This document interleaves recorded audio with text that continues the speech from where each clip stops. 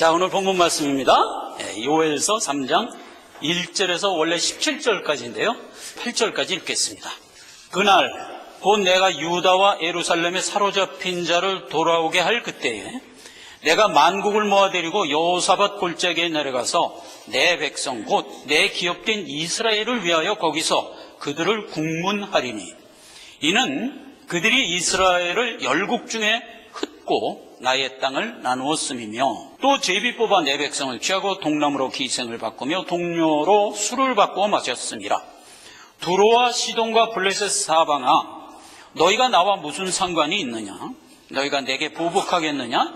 만일 내게 보복하면 너희의 보복하는 것을 내가 속속히 너희 머리에 돌리리니 곧 너희가 내 음과 금을 취하고 나의 진귀한 보물을 너희 신궁으로 가져갔으며 또 유다 자손과 예루살렘 자손들을 헬라 족속에게 팔아서 본 지경에서 멀리 떠나게 하였음이니라. 보라, 내가 그들을 너희가 팔아 이르게 한 곳에서 일으켜 나오게 하고 너희의 행한 것을 너희의 머리에 돌려서 너희 자녀를 유다 자손의 손에 팔리니 그들은 다시 먼 나라 스밧 사람에게 팔리라. 나 여호와가 말하였느니라. 아멘. 그날이 도래하면 우리가 이제 지난 시간에 두 번에 걸쳐서 여호와의 날이 이르면 역사적으로 이런 예시를 통해서 그날을 바라보게 하겠다. 그리고 영적 징조를 세상에 이렇게 펼치면서 너희로 하여금 깨닫게 하겠다. 여호와의 날 그러면 역사적으로 여러 가지 그날을 바라보도록 한 어떤 분기점들이 있었지만 원래 성경이 지칭하는 여호와의 날 그러면 두 날을 얘기합니다. 호산나 호산나 찬송하리로다 하면서 예수 그리스도께서 예루살렘에 입성한 날, 그래서 그날 하나 치고 그 다음에 주께서 구속사를 마감하기 위하여 재림하는 날, 이 두 날을 여호와의 날이. 시편 118편에 보면 이 날은 하나님의 정한 날이라 그랬어요. 우연히 임한 날이 아니라 하나님이 만세전에 그 날을 지정했던 거예요.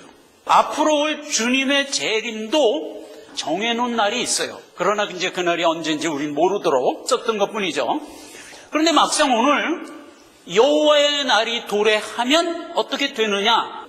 두 가지예요. 일단 열국은 심판을 해버려요. 그리고 이스라엘은 완벽하게 회복을 시켜버려요. 이스라엘을 회복하는 부분은 다음 시간에 살펴볼 거예요. 그리고 요엘서가 마감이 돼요. 그래서 다음 시간에 요엘서 마지막 시간이고, 오늘은 여호와의 날이 도래되면 열국은 심판을 당하여 영멸하리라 하는 이 부분을 살펴보려고 하는 겁니다. 우리가 성심을 바르게 해서 살펴보도록 하겠습니다. 자, 오늘 본문 말씀을 보면 그랬어요. 그날이 되면 예루살렘에 사로잡힌 자를 돌아오게 할지라, 이렇게 해서 일단 서두를 떼죠. 하면서 이어지는 열국 심판의 내용이 2절에 내가 만국을 여호사밧 골짜기에 모아서 그들을 국문하리라, 이렇게 돼 있는 거예요. 심판의 모습을 이제 성경에서는 여러 번 우리에게 예시적으로 보여주는데, 심판하는 장소를 성경은 골짜기라고 얘기해요. 그래서 여기서도 여호사밧 골짜기에서 열국을 심판하는 거예요. 아주 괄목할 만한 골짜기들이 몇 번 있었던 거 여러분 기억하시죠? 아골 골짜. 유다 지파 아간이 하나님이 명했죠. 세상 것을 너희 삶의 목표로 삼지 말아라. 그런데 아간이 세상 것을 훔쳐서 자기 장막 밑에 감춘 거야. 분명히 믿는 자는 하나님의 뜻대로 살아야 되는데 세상 원리대로 살아가요. 그러면 안 된다, 이 얘기예요. 그걸 아간에게 담아준 거거든요. 그런데 아간이 그렇게 안 살고 시나일산 외톨이, 시나일산이 뭐예요? 바벨탑이 지어진 도성 이름이에요. 외투 그러면 벌써 그 행위잖아요. 그래서 이스라엘이 신행의 삶을 살아가는데 막혀버린 거야. 여호수아가 이제 앙아 물었지. 그랬더니 이제 하나님이 이렇게 된 이유를 살펴봐야지. 그래갖고 이제 살펴봤더니 아간이 그렇게 했던 거 아니에요. 그래서 아간을 데려다 어떻게 했어요? 아골 골짜기에 데려다가 돌로 쳐서 죽인 거예요. 그랬더니 이제 회복이 됐어요, 신앙이. 이 아골 골짜기가 나중에 시편에도 나와 있고요, 호세아서에도 나와 있어요. 두 번 나와 있는데, 이 아골 골짜기가 소망의 골짜기가 되게 하리라, 이렇게 되는 거예요. 그럼 자 보세요. 예수 그리스도가 십자가에서 못 박혀 죽으신 것을 따지면 그게 무슨 모습이에요? 아골골짝이에요. 아간이 자기 죄를 뒤집어 쓰고 죽었다. 하나님이 오셔서 우리의 죄를 뒤집어 쓰고 죽은 거예요. 그게 십자가 대속의 골짜기지요. 그걸 이미 구약에서는 아골골짝이라고 예시했던 거죠. 그래서 그 예수님이 세상 죄를 지고 죽으심으로 그 골짜기가 무엇이 됐나요? 소망의 골짜기가 됐다 이 말이에요. 그래서 우리가 살아난 거예요. 우리의 죄를 예수님이 뒤집어 쓰고 아간식으로 얘기하면 돌 맞아 죽었으니까. 그러니까 이제 죄값을 치른 게 돼서 우리는 깨끗해졌다로 성경은 지금 엮고 있잖아요. 그래서 이제 아골골짜기가 호세아서 2장 5절에 보면 크게 소망의 골짜기가 되게 하였느니라. 심판에 이은 내 백성에게는 소망이에요. 여호사밧 골짜기라는 게 성경에 여호사밧 골짜기라는 골짜기는 없어요. 이거는 말씀의 의미로 설명한 거예요. 여호사밧이라는 말이 무슨 말이냐면 하나님이 국문하신다 이런 뜻이에요. 말의 의미로 지금 설명하고 있는 거예요. 그러니까 하나님이 국문하는 골짜기가 그날이 되면 도래한다 이 얘기예요. 지금 여호사밧이라는 그 골짜기를 생각할 때 여호사밧 임금을 우리가 떠올리게 돼요. 그죠? 그래서 이것도 절묘한 거예요. 그래서 여호사밧 임금이 골짜기에서 승리한 골짜기가 하나 있었는데 기억하세요 여러분? 브라가 골짜기. 우리가 다 살펴봤는데 기억을 되살리기 위해서 한번 그림을 봅시다. 요게 사해죠. 예루살렘 밑에 요 부분이 브라가 골짜기예요. 근데 여기서 무슨 일이 있었냐? 모압, 암몬, 에돔 이 세 나라가 침략을 해 들어왔었죠. 근데 이 세 나라가 연합한 것도 아니야. 각자 쳐들어온 거예요. 그래갖고 각자 이제 복병이 돼갖고 숨어 있었어. 여호사밧 임금이 한 얘기가 뭐예요? 모압, 암몬, 에돔을 옛날에 이스라엘 백성들이 그 출애굽할 당시에 그 세 민족의 지경을 통과할 때 우리가 돈 주고 통과할게, 너희들은 건드리지 않을게 이랬는데 그래도 못 가게 해갖고 삥 디토어했었죠. 그렇게 해갖고 백성들이 신결 나가지고 원망했었죠. 그때 하나님이 너희들 왜 원망하냐 이놈아. 그래갖고 저 불뱀본에서 한번 혼난 일이 있었잖아요. 그렇게 해서라도 모압과 암몬과 에돔은 하나님이 안 쳤어요. 안 치고 삥삥 돌아서 결국 가나안을 40년에 걸쳐서 들어간 건데 오늘날 우리가 그들을 그렇게 대우했는데도 불구하고 저들이 우리를 치러 왔나이다. 여호사밧 임금이 아주 조목조목 잘 따진 거야 하나님한테. 우리가 그렇게 했는데도 저들이 쳐들어왔는데 이거 어떡합니까? 그러니까 하나님이 알았다. 내가 처결하마. 이렇게 된 거예요. 그럼 가만히 있으면 된다. 그러니까 이제 여호사밧이 찬양대 조직해 갖고 에봇을 입혀서 여기 예루살렘이잖아요. 여기서 브라가 골짜기를 향해서 진군을 해버린 거야. 그러니까 한참 진군을 해갖고 일이 어떻게 됐나 보자 그러고선 보니까 어떻게 됐어요? 복병으로 숨어 있다가 저희끼리 오인을 해갖고 싸워서 스스로 다 진멸해버렸죠. 그렇게 해서 승리하여 할렐루야 외치고 예루살렘에 돌아왔던 골짜기. 그게 브라가 골짜기예요. 그래서 실제로 브라가 골짜기 사진을 찍는데 이렇게 생겼어. 여러분들이 여기 복병으로 이렇게 숨어 있다가 여기서 다 진멸된 거예요. 그럼 자 보세요. 브라가 골짜기 하면 심판이 나에게는 어떻게 된다? 소망의 골짜기가 되는 거예요. 그걸 이제 보여줬던 거고. 그 다음에 또 한 골짜기가 이스라엘 골짜기예요. 기억을 좀 하세요. 이스라엘의 가장 악한 왕이 아합 시절에 나봇이 여기가 이스라엘 땅, 여기가 이제 갈릴리죠.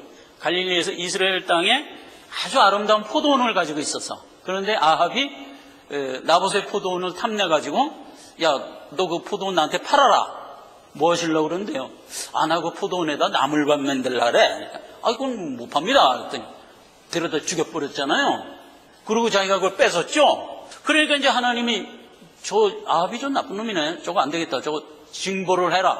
그래갖고 엘리야를 통해서 이제 징벌을 할 걸 예언을 했죠.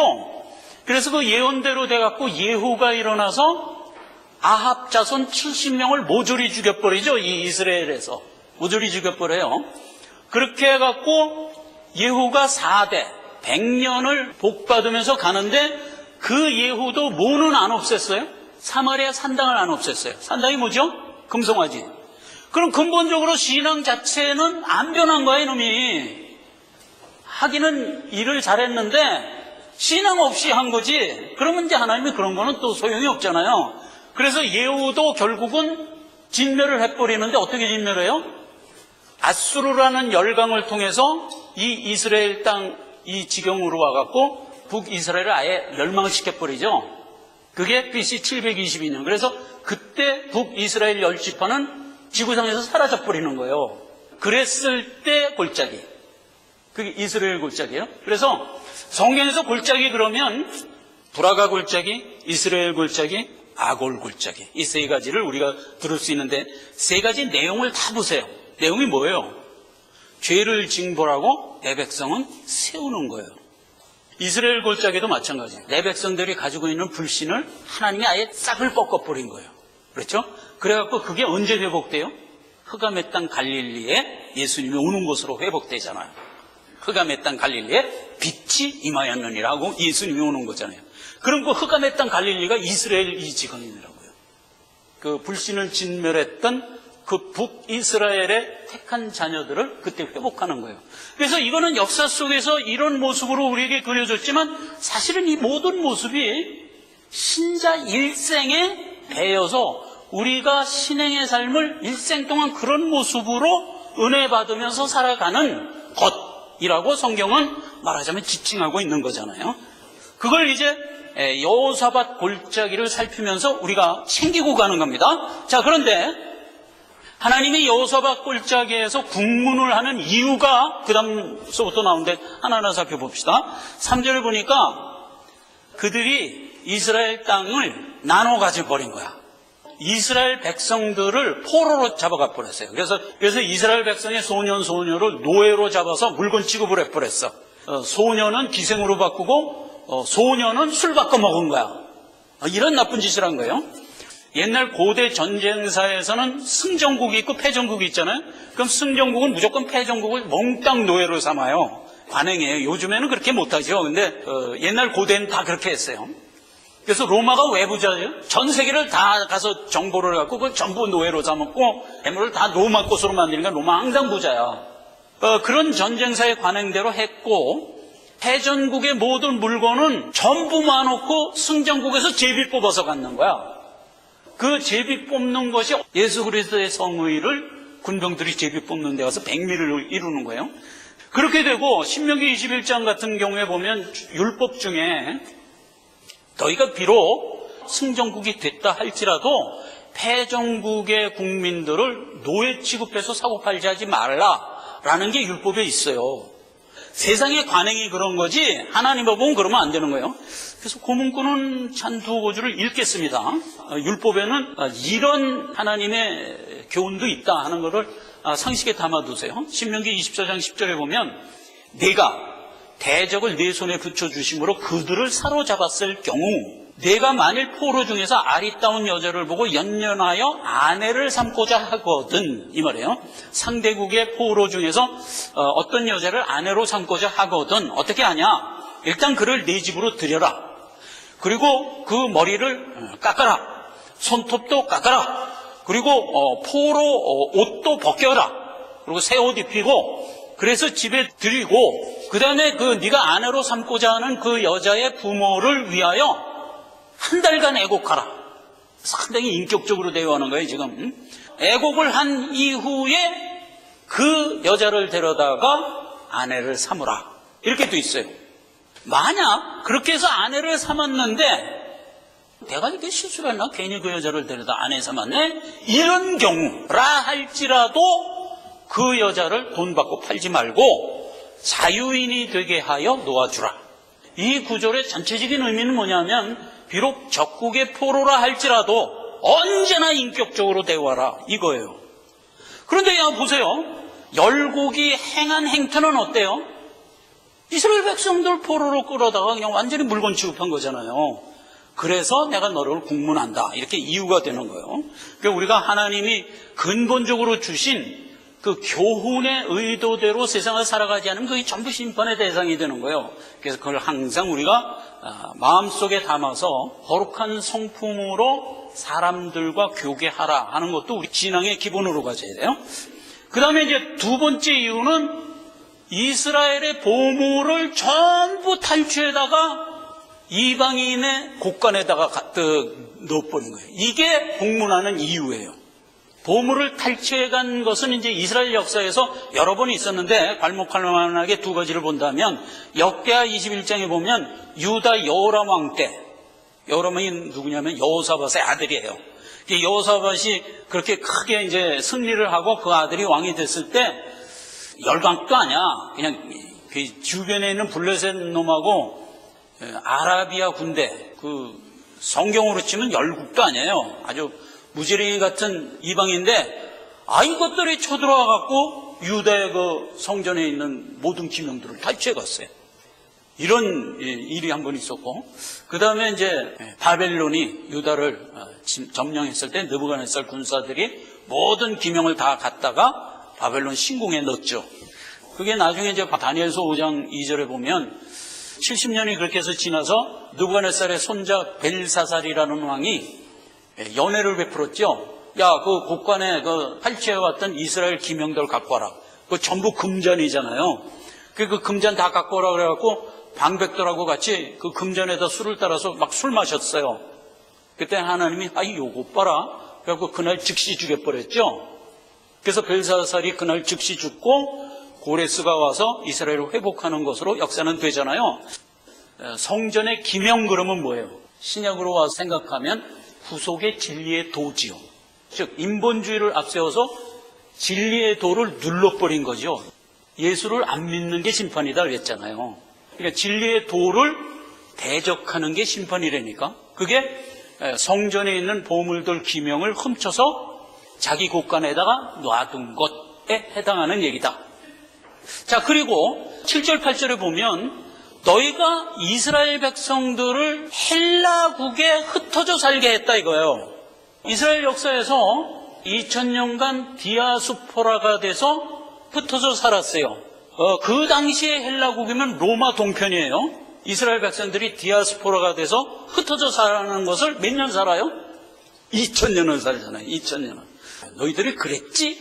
그리고 나서 8절에 보면 이와 같이 이스라엘에게 위해를 가했던 그 세상 열국을 유다의 손에 붙이리라 이렇게 돼요. 근데 이게 실현됐나요? 여러분 실현된 거 아세요? 지금 전 세계는 유다의 손에 붙여졌어요. 1948년도에 이스라엘이 하루에 나라를 이루고 드디어 나라를 세워요. 그러면 1948년도 이후에 이스라엘이 나라를 세우고 나서 전 세계는 유다인의 손에 장악되고 있는 거 아세요? 그렇게 됐어요. 세계 부의 80%를 유대인이 갖고 있어요. 전 세계의 재력을 유대인 손에 하나님이 붙여놓은 거예요. 그 다음에 정치적으로 세계 패권국이 어디예요? 미국이에요. 미국 하나가 전 세계를 다 합친 것이 40이고 미국계 60이에요. 여태까지 역사상 패권 능력이 이렇게 커진 적이 없었어요. 그런데 그 미국의 패권 능력의 실질적인 배후 세력이 누구라? 유대인이라니까. 그러니까 유대인이 정치 재계를 완전히 장악한 채 지금 말세가 흘러가고 있어요. 1948년도 이후 지금까지 세상을 그렇게 바꿔버린 거예요. 그러니까 보세요.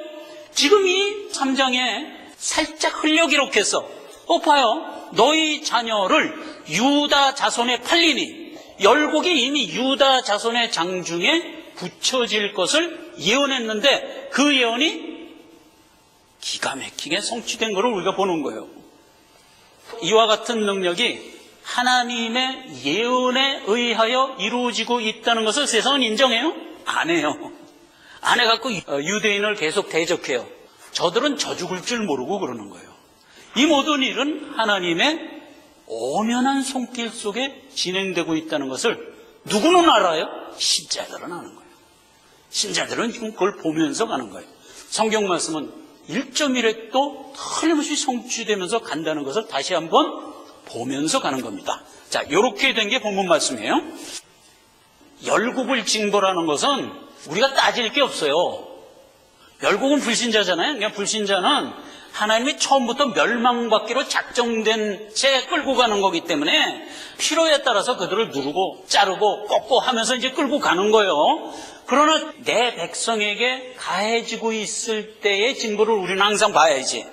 사무엘하 7장 14절에는 다윗 언약이 돼 있어요. 다윗 언약은 구속의 언약의 제1이에요. 그럼 다윗 언약은 누구를 향한 언약이에요? 다윗을 향한 언약인데 따지고 보면 그게 누구예요? 택한 자를 위한 언약이라고요.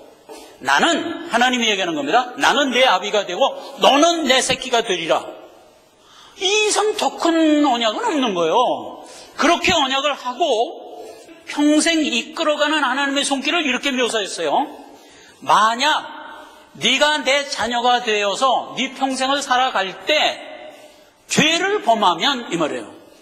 우리라고 죄 안 범하나요? 범하죠. 왜? 육종을 입고 살기 때문에 우리도 죄를 범해요. 그렇게 했을 때 우리가 죄를 범하면 어떻게 하냐?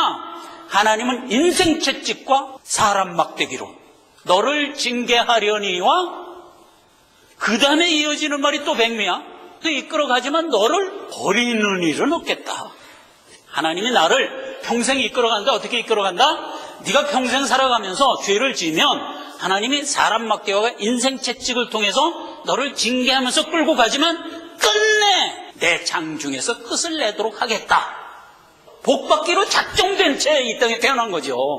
그러니까 우리는 이제 그런 상황인 것을 알고 나가도록 하나님이 이렇게 언약해 준 거예요.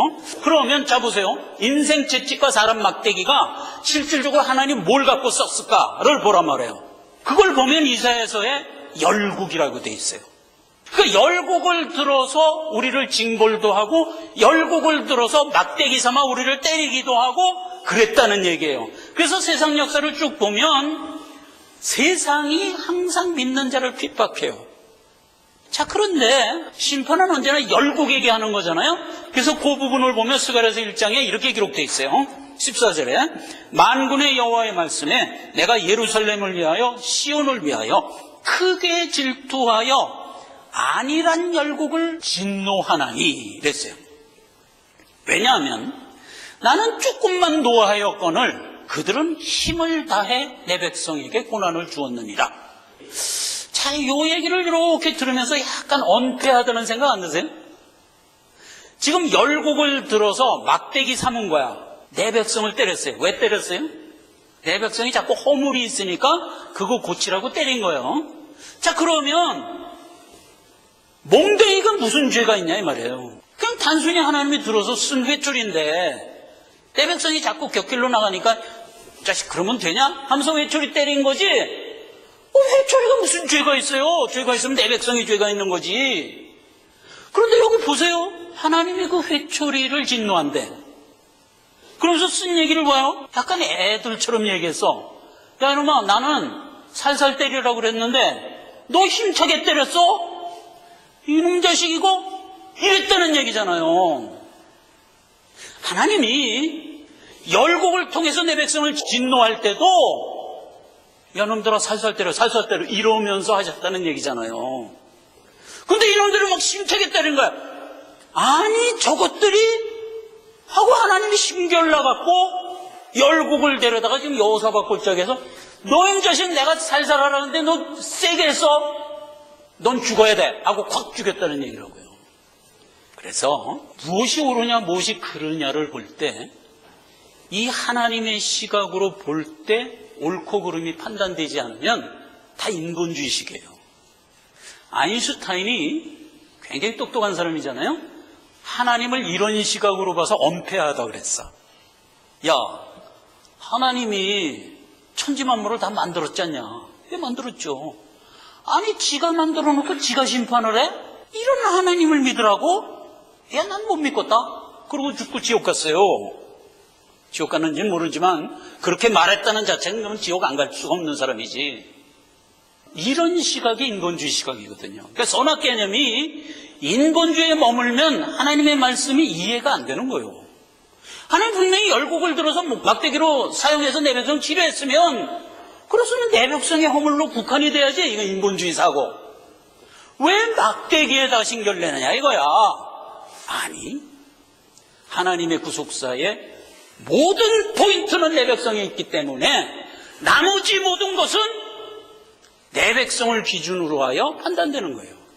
그게 성경의 선악 개념이에요.